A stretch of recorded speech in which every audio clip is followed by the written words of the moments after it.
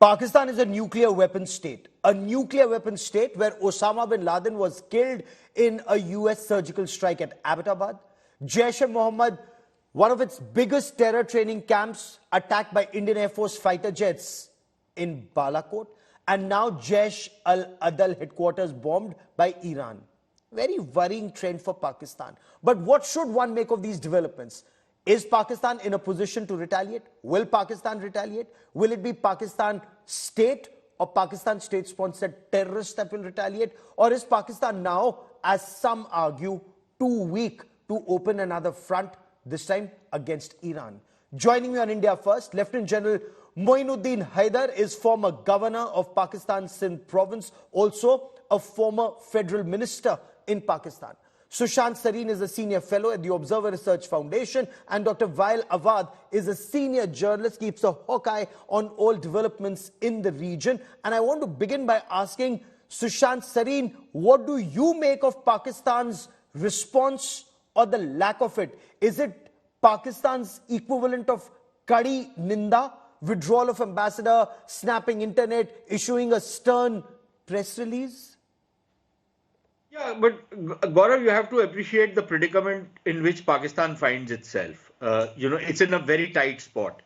There are already three fronts it's fighting on. There is the Islamist front against Afghanistan. There is the India front, which has never closed. There is the Imran Khan front, with which the Pakistan army is fighting. And now if you open the Iranian front, you have a four-front open thing. Number two, the Iranians have a lot of equities and a lot of assets on the ground inside Pakistan. So if this front opens up, it creates a huge amount of problem for Pakistan. I don't think they want that. This is also happening at a time when the Pakistan economy, Pakistan's polity is in a crisis. They are heading into an election. So do they want to open a front right now? They might want to, because then that helps them postpone the election, but that will come with its own set of problems, and huge ones at that. Yes. Then there is a domestic issue. And domestically, Gaurav, you have to understand that for the Pakistan army to not retaliate to a very clear act of aggression from another country, and remember, they're trying to play it down. They're saying it's an airspace violation, as though, a helicopter has crossed a certain line and then gone back. This is a virtual attack on Pakistani soil. Yes. If the Pakistan army, which pretends that it's the defender of the ideological and the territorial frontiers, does not do anything about it, it keeps quiet, then at a time when the Pakistan army's popularity is in serious question, it's being lampooned, it's been mocked. It's never happened. I've been studying Pakistan for 30 years, Gaurav. Yes. Pakistan army has not been mocked and lampooned and made fun of the way it is being made fun of in the last 2 days. Oh, so absolutely. clearly the army needs to do something, but if they do something, it'll have very serious repercussions. If they don't do something, it'll have very serious repercussions. So it's a very tight spot they are in right now. General Haider, what do you make of Iran's strikes into Pakistan using missiles and drones? Will Pakistan retaliate militarily? No sound, no sound. Well, so far, apart from that press release, there hasn't been any sound from Pakistan. You're absolutely right. अच्छा, general साहब, पाकिस्तान के ऊपर ये जो attack हुआ है Iran का, क्या करेगा Pakistan?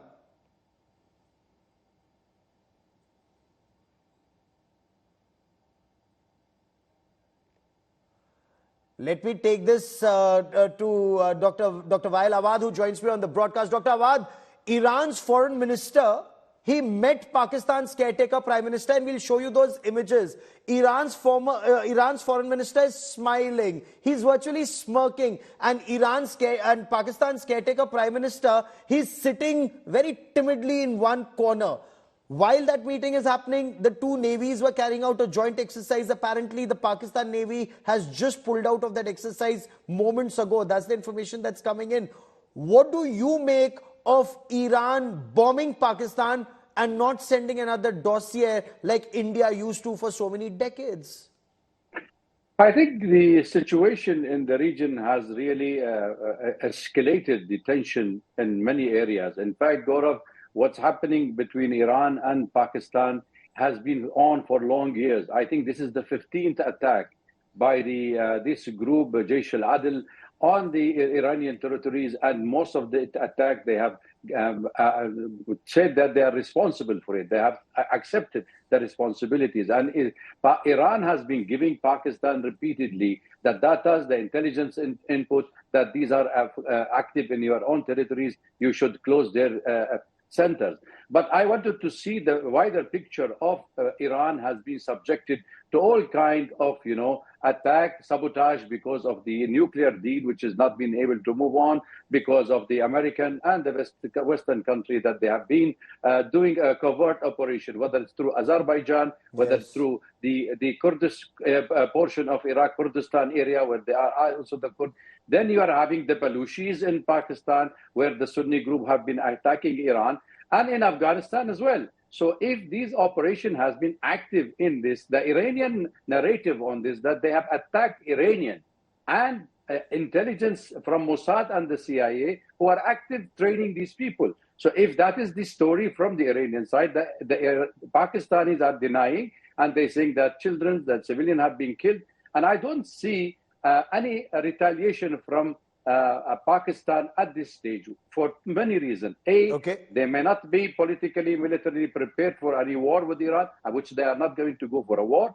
Secondly, it's a build-up. It's a build-up to bring back the forefront of Pakistan into the American sphere, where they've seen that the American also feel that the proximity of Iran with India, with Russia, with China, being a center north-south corridors, is also a factor that this have been a provocative steps have been taken. And this is also comes a day after the attack on Syria of the terrorist organization given shelter by the American. That's and the a very important point you make. Sushant Sareen, is that also your appreciation that Pakistan will try to worm its way into American good books and distance itself from China, or try and please both masters? No, Gaurav, I have my disagreements on whether that is going to happen. The Pakistanis could try it, of course. That there is a body of opinion who believe that the Pakistanis will use this as an opportunity. But I don't think there's anybody I don't think the Americans are really interested in taking Pakistan on board right now. Pakistan has been extremely treacherous as far as the Americans are concerned. Yes. Look, I agree up to a point. I agree with what Dr. Wael Awad is saying on, what Iran is facing. But you have to appreciate that Iran has been doing the same thing to other countries, right? Yes. They've been funding the Hezbollah, they've been funding the Hamas, they've been funding the Hezbollah, the Houthis. They have their fingers in a lot of pies. The same treatment is now being meted out to Iran. But now I think what is more dangerous right now, Gaurav, is that old diplomatic ways of tackling these crises is over. For example, if Pakistan has a complaint against Afghanistan, they go and attack Afghanistan. They've been doing covert operations. They've been even carrying out airstrikes inside Afghanistan. Yes. Same thing is now India has done with Pakistan. The Iranians are doing it to Pakistan. So it's, the whole thing is all those old templates are now being junked. And I think you are entering into a very dangerous phase, because if this thing continues to escalate, where does it end? Absolutely. And that you also have the Afghanistan thing in the equation. But Gaurav, you have to appreciate one thing. Even if Pakistan does not do anything and the Iranians don't do anything and there are tensions between them, there is a third player in this entire game. It's the Jaish al-Adl. And it's the other Sunni terrorist organizations which have been operating from Pakistani soil. Are they going to be sitting down and doing nothing? They are under the Pakistani control because they've been given safe havens and sanctuaries by the Pakistanis. But will they simply pipe down for now, or will they retaliate? And if they retaliate, will the Iranians further ratchet up the tensions? So I think we are in a very, very dangerous... Let me once again try and get a view from Pakistan if internet is working once again, because I'm told there are major internet curbs in Pakistan. General Haider, if you can hear me. General Haider, what do you make of Iran's missile strikes and drone strikes in Balochistan?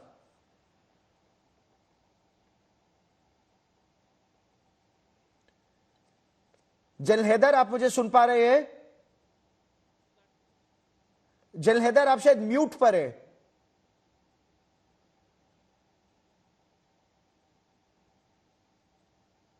General Haider, can you hear me?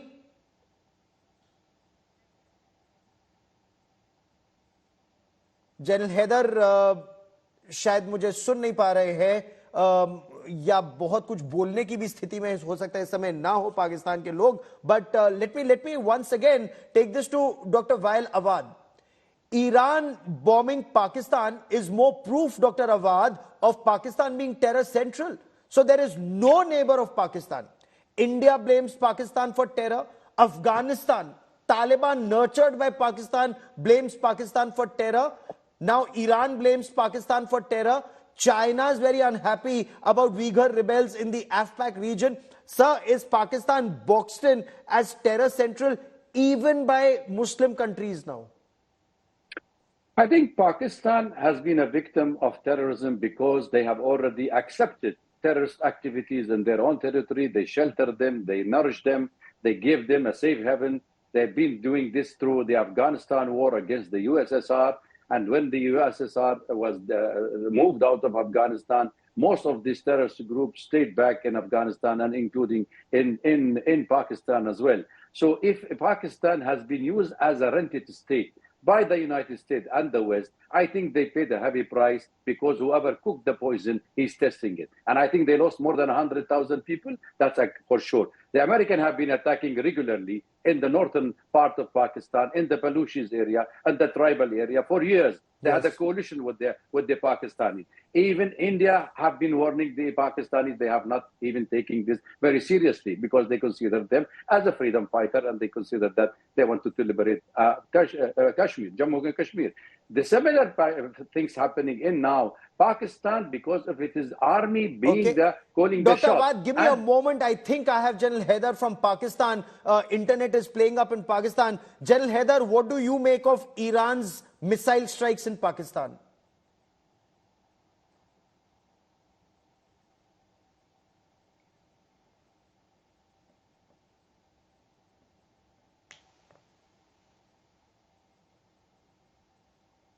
General Haider आप मेरे को सुन पा रहे हैं ना सुन पा रहे हैं और शायद ना बोल पा रहे हैं इस समय आप म्यूट पर है जनरल साहब and perhaps that's the ground reality of Pakistan. Internet, massive curbs on internet in Pakistan right now because of this incident. And Sushant Sareen, like you were mentioning, Pakistan army is being lampooned. Can Pakistan army afford to be lampooned in Pakistan? Because they may have gotten away by saying that after Balochistan, where Indian fighter jets went bombed Pakistan and returned back safely, Pakistan tried to mount some kind of a retaliatory strike with swift retort. They did not cross the LC, but at least one of their missiles came this side. This time, can Pakistan get away with it? Will Pakistan have to respond either militarily directly or through Jaish al-Adl? Can this also lead to a Shia-Sunni conflict within Pakistan? Sushant Sareen. Gaurav, just to clarify one thing, in Pakistan, apparently there's a note doing the rounds that television channels and news media has been banned from covering the site where this attack has taken place. So apparently there is a media clampdown. Look, the Shia-Sunni conflict in Pakistan has been happening for very long. It's probably going to start escalating. We are already seeing some signs of it, not just in Gilgit-Baltistan, but also in Kurram agency in the erstwhile tribal area. So there is the Shia-Sunni issue which is certainly at play, number one. Number two, for the Pakistan army, look, it's one thing for the Pakistan army to be criticized. Yes. They can handle criticism. They can handle political opposition. What is devastating for an army like the Pakistan army is when they are mocked, they are lampooned, when they are made fun of, when they become memes. And that is what has just taken over the social media space since last night. And the way this is happening, I'm sure it hurts the image and this self-created image of the Pakistan army as this, world's number one army, as it's very often mocked. So there is certainly going to be a dilemma for the Pakistan army. Okay. Do they push the envelope? Do they open up a front with Iran? Because look, Iran is nobody's fools. Iranians have developed, various brigades, various militias. which are operating surreptitiously inside Pakistan. Oh, they can be absolutely. activated whenever they want to. So there will be hell to pay for Pakistan if this front opens. But if they don't open this front, or if they don't retaliate, then there will also be certain repercussions. They And will this is try not the to first take time, though, out- Pakistan has been targeted by outside forces. Remember 2011, Osama bin Laden was at Pakistan Military Academy, just 100 meters from Kabul. That's when Americans struck. Indian surgical strikes in 2016, Indian airstrikes in Balakot. Pakistan's nuclear bluff has been called out.